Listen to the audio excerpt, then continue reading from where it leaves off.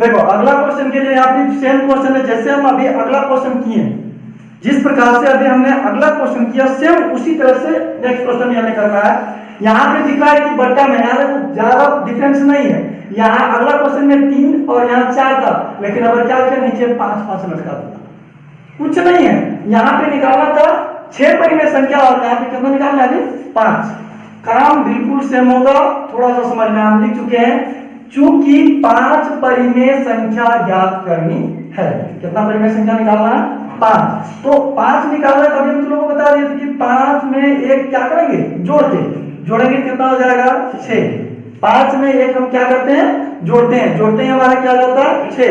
और तुरंत फिर आगे हम प्रथम परिमेय संख्या के लिए लिखेंगे प्रथम परिमेय संख्या। प्रथम परिमेय संख्या हमारा क्या हो जाएगा, जैसे पहला में क्या था 3/5, अब इसमें मल्टीप्लाई क्या करना होगा 6/6 गुना करना, तो 6 दिया कितना 18 और 6 बचे 30। सेम अगला आगे क्या करना है, लिखना है क्या अंतिम परिमेय संख्या। इसके लिए क्या होगा देखोगे, यहाँ ऊपर में क्या है 4 और नीचे लटक गया 4, तो इसको कहां छोड़ दोगे, ये भी चलेगा। 6 को लेंगे, 6 चक कितना 24, 6 बचे 30। अब क्या करना है फिर से याद होगा, लिखेंगे इसलिए 3/5 और कितना 4/5 के बीच कितना 5 परिमेय संख्याएं, 5 परिमेय संख्याएं क्या हो जाएगा देखते हैं। एक बात ध्यान रखना है कि जब हम ये मल्टीप्लाई करके निकालेंगे तो ये नीचे वाला जो अंक आएगा, देखो 30 आ रहा है ना, ये दोनों हमेशा क्या रहेगा सेम रहेगा, यानी नीचे वाला बराबर रहेगा, ऊपर वाला में डिफरेंस दिखेगा और नीचे वाला क्या रहेगा बराबर रहेगा। तो यहाँ देखो 18 और यहाँ कितना है 24, तो 18 और 24 के बीच में देख सकते हैं आराम से 5 को अंक निकाल सकते हैं क्या। तो लिखते हैं 18 के बाद क्या होता है 19, फिर 20, फिर 21, फिर 23, देखो 5 में हुआ, और इसके भी नीचे 30 और इसके भी नीचे 30, इसलिए सबके नीचे हमको क्या लगाना है 30। और इस तरह से ये भी हमारा कंप्लीट। कोई दिक्कत?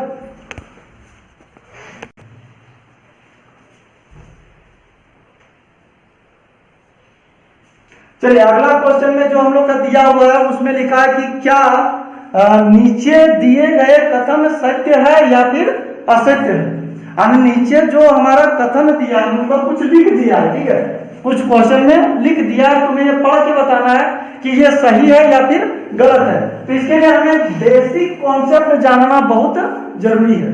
अगर बेसिक कॉन्सेप्ट हमें समझ में नहीं आ रहा है तो ये तीनों क्वेश्चन बनाने में हम लोग को थोड़ा दिक्कत हो सकती है, परंतु फिर भी इससे आसान करने के लिए हम यहाँ कुछ लिख रखे हैं जो आप देख ही रहे होंगे और इसे आप देख के समझ सकते हैं। क्या बोल रहा है पहले क्वेश्चन हम लोग देखते हैं कि प्रत्येक प्राकृतिक संख्या, यहाँ देखो ध्यान देना, क्या बोल रहा है कि प्रत्येक प्राकृतिक संख्या एक पूर्ण संख्या होती है, यानी जो प्राकृतिक संख्या है वो पूर्ण संख्या होगा।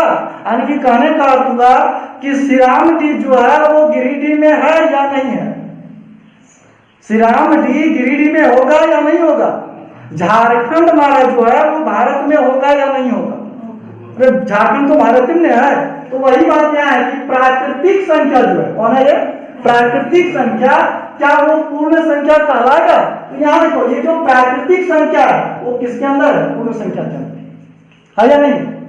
प्राकृतिक संख्या किसके अंदर है, पूर्ण संख्या के अंदर। तो क्या हम प्राकृतिक संख्या को पूर्ण संख्या कर सकते हैं, हाँ या नहीं, बिल्कुल कर सकते हैं। तो यहाँ इसका आंसर हम लोग क्या लिखेंगे, हाँ, क्योंकि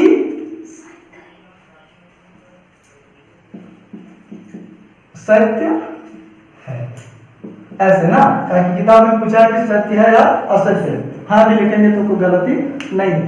क्यों, ये पूर्ण संख्या के अंदर है, देखो यहाँ पे पूर्ण संख्या बाहर है, उसके अंदर क्या प्राकृतिक। तो प्राकृतिक संख्या को हम पूर्ण संख्या कर सकते हैं, लेकिन पूर्ण संख्या को हम प्राकृतिक संख्या नहीं कर सकते हैं। चलो अगला क्वेश्चन देखते हैं फिर से। बोलता है प्रत्येक पूर्णांक, यहां ध्यान देना, प्रत्येक पूर्णांक एक पूर्ण संख्या होती है। यानी जो यहां पूर्णांक जो है वो पूर्ण संख्या होगा। ध्यान देना थोड़ा सा, ध्यान देना है। देखो यहां पे प्रत्येक क्या बोल रहा है कि प्रत्येक पूर्णांक एक पूर्ण संख्या होती है या फिर नहीं होती है। तो बिल्कुल सही है, प्रत्येक पूर्णांक एक पूर्ण संख्या नहीं होगी। अरे देखो ना यहाँ पे ये पूर्णांक जो है वो क्या है, बाहर।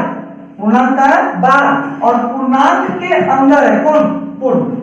अगर पूर्णांक है तब वो पूर्ण हो सकता है, लेकिन पूर्ण है तो पूर्णांक नहीं हो सकता है। लेकिन यहाँ वही पूछा कि प्रत्येक पूर्णांक एक पूर्ण संख्या होती है, प्रत्येक पूर्णांक एक पूर्ण संख्या होती है, हाँ या नहीं, नहीं होगा। तो हम यहाँ क्या लिखेंगे आंसर में, असही। अगला, प्रत्येक परिमेय संख्या एक पूर्ण संख्या होती है। परिमेय संख्या कहां से होगा, परिमेय संख्या लास्ट दिख रहा है, दिख रहा है ना, क्या होना चाहिए, सत्य या असत्य, असत्य होगा। क्यों, ये देखो बाद में है मतलब बाहर है, और परिमेय संख्या जो है सॉरी परिमेय संख्या बाहर है और पूर्ण संख्या जो है सो क्या है, अंदर। तो पूछ रहा प्रत्येक परिमेय संख्या एक पूर्ण संख्या होगा, नहीं हो सकता है। हो सकता है क्या, नहीं होगा। क्या लिखेंगे इसके लिए भी,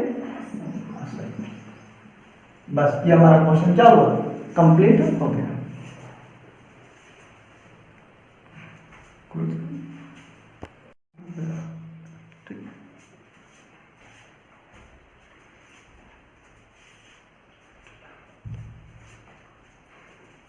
हेलो दोस्तों, आज हम प्रश्नावली 1.1 का पहला क्वेश्चन लेके आए हैं। अगला दिन हम लोग का थ्योरी बेसिक कॉन्सेप्ट तो हम लोग जान चुके थे, और उसी के आधार पर आज हम लोग इस क्वेश्चन को सॉल्व करेंगे। देखते हैं कि क्वेश्चन में क्या लिख रहा है और क्या इसको हमें करना है, ठीक है।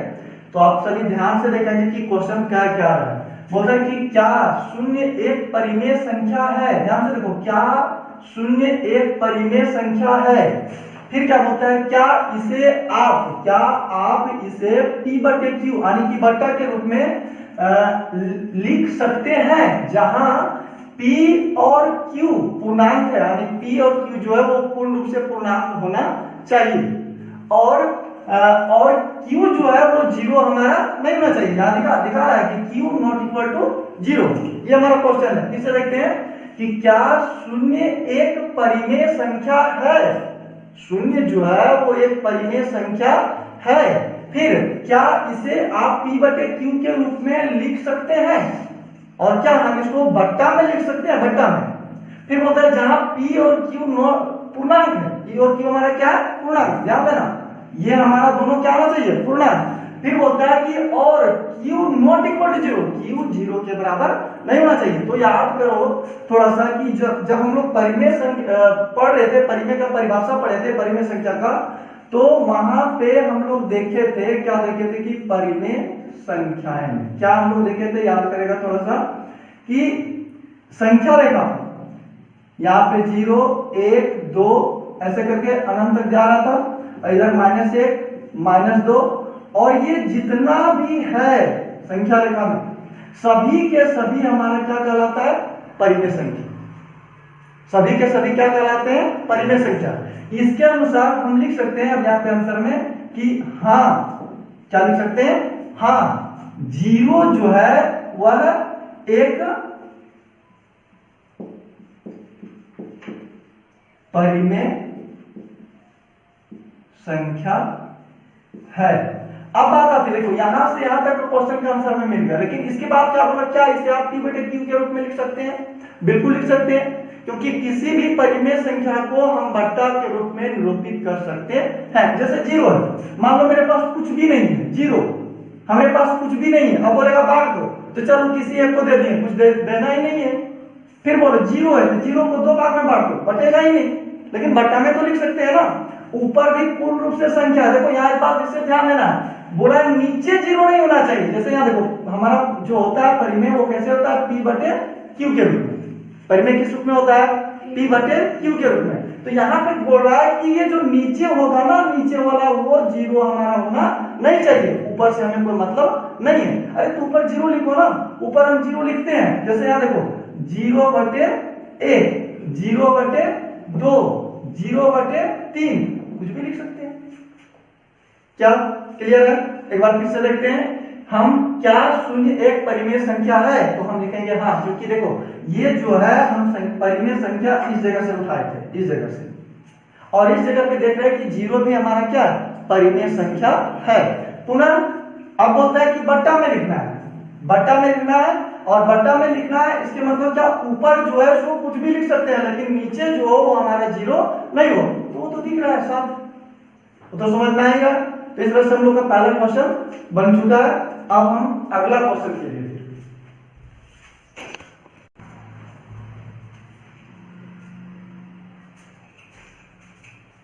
फिर से इस चैप्टर का अगला क्वेश्चन लेके आ रहे हैं। ये यहाँ पे क्या बोल रहा है, देखोगे 3 और 4, एक 3 है और एक क्या है 4, लगातार पूर्णांक है, लगातार पूर्णांक है।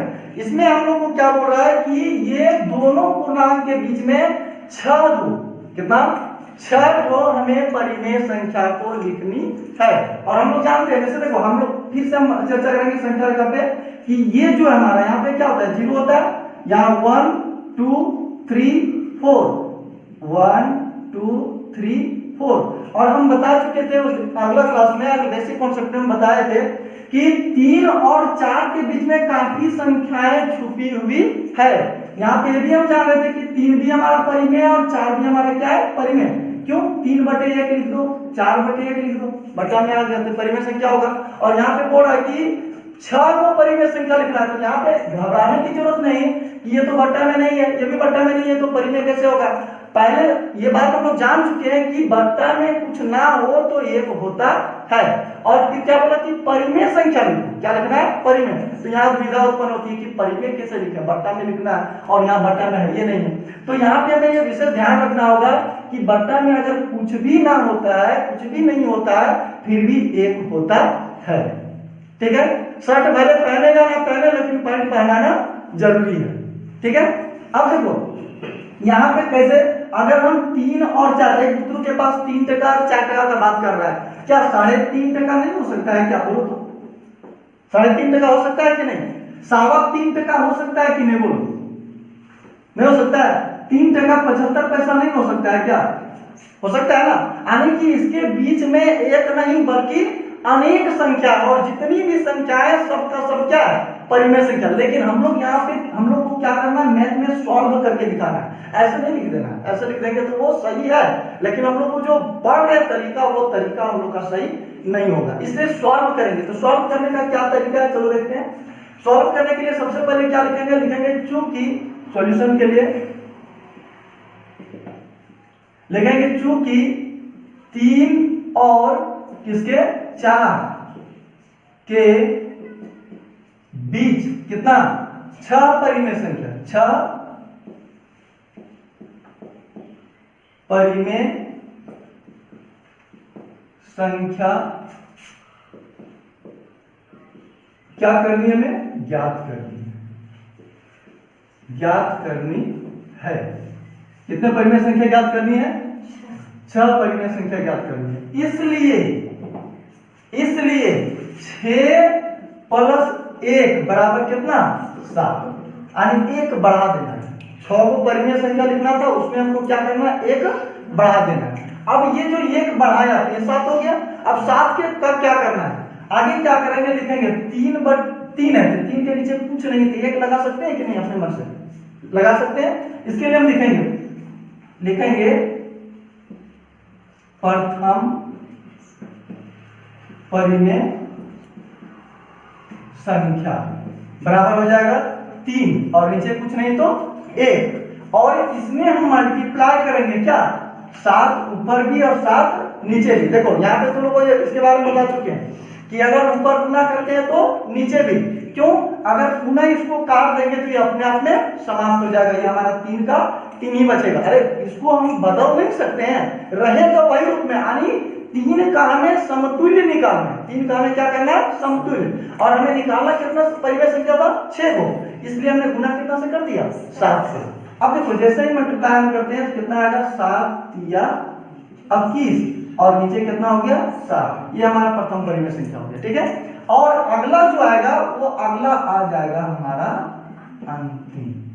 अंतिम परिमेय संख्या। तो अंतिम परिमेय संख्या के लिए क्या करेंगे, इसी तरह से 6/1 गुने 7/7 बराबर क्या होगा, 4 है, सॉरी 4 है, कितना है, 4। तो 7 चौक कितना, 28/7, ठीक है। ये हमारा अंतिम परिमेय संख्या निकल गया। अब क्या लिखेंगे, नीचे 3 और 4 के बीच, किसके किसके बीच, 3 और 4 के बीच कितना, 6 परिमेय संख्या। क्या हो जाएगा, देखो यहाँ देखो 21 और यहाँ क्या है, 28। तो 21 और 28 के बीच अंक है क्या, नहीं, नीचे 7 है, नीचे वाला से मतलब नहीं रखना। 21 और 28 के बीच अंक है क्या, नहीं है। तो बोलो 21 के बाद क्या होगा, 22, फिर क्या होगा, 23, फिर क्या होगा, फिर से, और हमारा कहां तक हो रहा है, 27 तक। और देखो ये दोनों के नीचे क्या था, 7, इसलिए 7 भी हमारा क्या होगा, और इस तरह से हमारा क्या हो गया आंसर, ठीक है। कोई दिक्कत, दूसरा क्वेश्चन हम लोग का कंप्लीट हो चुका है।